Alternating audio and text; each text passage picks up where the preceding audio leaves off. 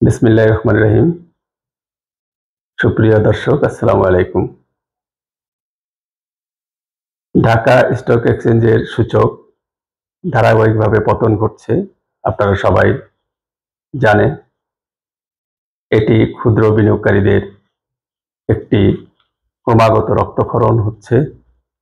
আমরা সবাই চেয়ে চেয়ে দেখছি, ডিএসই কর্তৃপক্ষ চেয়ে চেয়ে দেখছে। মনে হচ্ছে যেন ঢাকার শেয়ার বাজার একটি অভিভাবকহীন শেয়ার বাজার। এই শেয়ার বাজারটি দেখার কেউ নেই। এটি অভিভাবকহীনভাবেই যেন পরিচালিত হচ্ছে। গত জুন জুলাই থেকে দীর্ঘ পতনের পরে শেয়ার বাজারে যে উত্থান হয়েছিল, সেটা গুটি কয়েক শেয়ারের জন্য।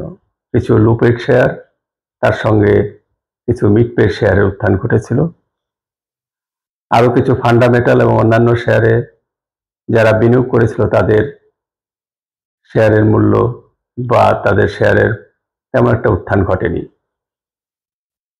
কিন্তু সেই জায়গাটায় গিয়ে পৌঁছানোর আগেই গত 9 সেপ্টেম্বর থেকে আবার সূচকের ধারাবাহিক পতন ঘটা শুরু হলো। 9 সেপ্টেম্বর থেকে সেই অক্টোবর গেল, নভেম্বর চলে আসছে, প্রায় 2 মাস ধারাবাহিকভাবে সূচকের অব্যাহত পতন ঘটেই চলেছে। আমার কথা হলো, এই যে ধারাবাহিক পতন, এই পতনের শেষ কোথায় সেটা বলা যাচ্ছে না। অনেক অ্যানালিস্ট অনেক প্রেডিকশন করেছেন, বলেছেন এই তো সূচক সাপোর্ট নিতে যাচ্ছে, এই তো সূচক সাপোর্ট নিতে যাচ্ছে। কিন্তু না, সকল সাপোর্ট ভেঙে সূচক নিচে নেমে গেছে, এখনো নিচে নেমে যাচ্ছে। মানুষ এখন, বিনিয়োগকারীরা এখন বীতশ্রদ্ধ হয়ে গেছে। এখন আর তারা সূচকের দিকে তাকাচ্ছে না। তাদের ভাগ্যে কি আছে সেটা ভেবেই তারা এখন হতাশ। ডিএসই কর্তৃপক্ষ অত্যন্ত দায়িত্বহীনতার পরিচয় দিচ্ছেন। কারণ ক্ষুদ্র বিনিয়োগকারীদের স্বার্থ রক্ষা তাদের একটি অন্যতম দায়িত্ব। এই যে ধারাবাহিকভাবে পতন ঘটছে, এটিকে রোধ করার জন্য কৌশল তারাই অবলম্বন করতে পারে, কিন্তু সেটা তারা করছে না, তারা চেয়ে চেয়ে দেখছে। এই পতনের মধ্যেও কিছু শেয়ার যেগুলোর ইপিএস নেগেটিভ, যারা ডিভিডেন্ড দেয় না, সেরকম কিছু শেয়ার হু হু করে বাড়তেছে। কিন্তু যারা নিয়মিত ডিভিডেন্ড দেয়, কম হোক বেশি হোক, ইপিএস পজিটিভ গ্রোথ আছে, সে সকল শেয়ারের দাম কিন্তু বাড়তেছে না। তাহলে এই বাজারটা কি কারসাজি কারকদের বাজারে পরিণত হবে? তাহলে তো সাধারণ বিনিয়োগকারীরা অতীতেও যেমন চলে গেছে, বর্তমানেও তারা চলে যাবে। সিডিবিএল বলেছে যে গত 5 মাসে সিডিবিএল থেকে বিও অ্যাকাউন্ট প্রায় 47,000 বিও অ্যাকাউন্ট বন্ধ করে বিনিয়োগকারীরা চলে গেছে। বিশ্বের অন্যান্য দেশে যখন শেয়ার সূচকের পতন ঘটে বা পতন শুরু হয়, তখন রাষ্ট্রীয় সংস্থা সেটিকে মোকাবেলা করার জন্য, সেটাকে রোধ করার জন্য ব্যবস্থা গ্রহণ করে।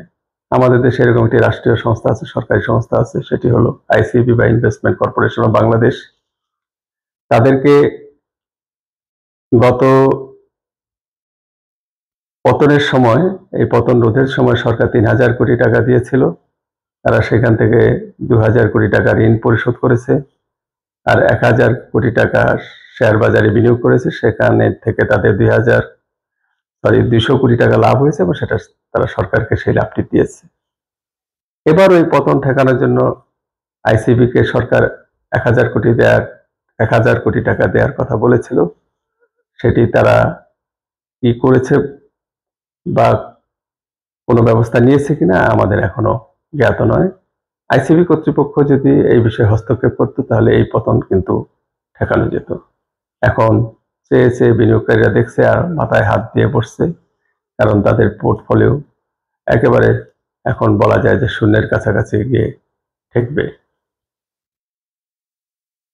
একটি শেয়ারের মূল্য যদি 50% কমে যায়, তাহলে সেখান থেকে এই শেয়ারটিকে আবার পূর্বের অবস্থায় রিকভারি করে দীর্ঘদিন পরে আনা অনেক কষ্টকর। কারণ 50% কমে গেলে তাহলে আবার এই শেয়ারটি 100% বৃদ্ধি পেলে সে তার আগের জায়গায় চলে আসবে। কিন্তু এটি শেয়ার বাজারে কখনোই ঘটে না, যার ফলে শেয়ার বাজার বলা যায় যে ডাউন ট্রেন্ডমুখী বা নিম্নমুখী। কিন্তু প্রয়োজনীয় পদক্ষেপ গ্রহণ করার মাধ্যমে এই পতন রোধ করে বিনিয়োগকারীদের সুরক্ষা করা ডিএসই কর্তৃপক্ষের দায়িত্ব ছিল, কিন্তু সেটি তারা আন্তরিকতার সাথে করছেন না। এটি ক্ষুদ্র বিনিয়োগকারীদের রক্তক্ষরণ। এই রক্তক্ষরণ বন্ধ করার জন্য অবশ্যই ডিএসই কর্তৃপক্ষ ব্যবস্থা গ্রহণ করবে। শুধু ডিএসই কর্তৃপক্ষ নয়, আইসিবিও প্রয়োজনীয় অর্থ বিনিয়োগ করে বাজারকে চাঙ্গা করে তুলবে এবং বাজারকে পজিটিভ ধারায় ফিরিয়ে আনবে। এই পতন রোধ করা না গেলে শেয়ার বাজার টিকবে না, কারণ শেয়ার বাজারে যদি শৃঙ্খলা তৈরি না হয়, শুধু গুটি কয়েক লো পেড আর গুটি কয়েক নির্ধারিত শেয়ারের ওঠানামার মধ্যে দিয়ে যদি বাজার পরিচালিত হয়, তাহলে অন্যান্য যে সকল শেয়ারগুলো রয়েছে বা শেয়ার বিনিয়োগকারীরা রয়েছে তারা কোথায় যাবে, তাদের কি হবে? তাহলে এটি কি গুটি কয়েক কারসাজিকারক আর গুটি কয়েক বিনিয়োগকারীর জন্য এই বাজার? এই ক্ষুদ্র বিনিয়োগকারীরা যদি বাজার থেকে চলে যায়, তাহলে কাদেরকে নিয়ে আপনারা এই বাজার চালাবেন? সুতরাং বাজারের স্বার্থে, অর্থনীতির স্বার্থে ক্ষুদ্র বিনিয়োগকারীদের স্বার্থ সুরক্ষা করা আপনাদের দায়িত্ব। কারণ এই বড় বড় কোম্পানির বড় বড় ব্যবস্থাপক যারা বড় বড় গাড়ি হাঁকাচ্ছেন, শীতাতপ নিয়ন্ত্রিত অফিসে বসে নিজেদের জৌলুস প্রকাশ করছেন, এই সব কিছুই কিন্তু ক্ষুদ্র বিনিয়োগকারীদের অর্থে হচ্ছে। সুতরাং তাদেরকে যদি বাজারে ধরে না রাখা যায়, তাদের স্বার্থ যদি রক্ষা না করা হয়, তাহলে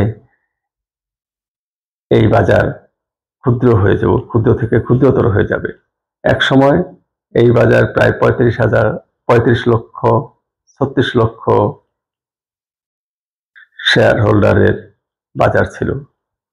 আজকে সে শেয়ার বাজার 12 লক্ষ 13 লক্ষ শেয়ার হোল্ডারের বাজারে পরিণত হয়েছে।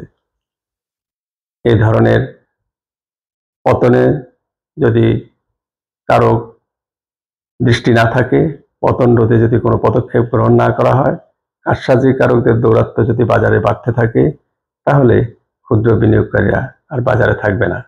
তখন আপনারা বাজার কাদের দিয়ে চালাবেন?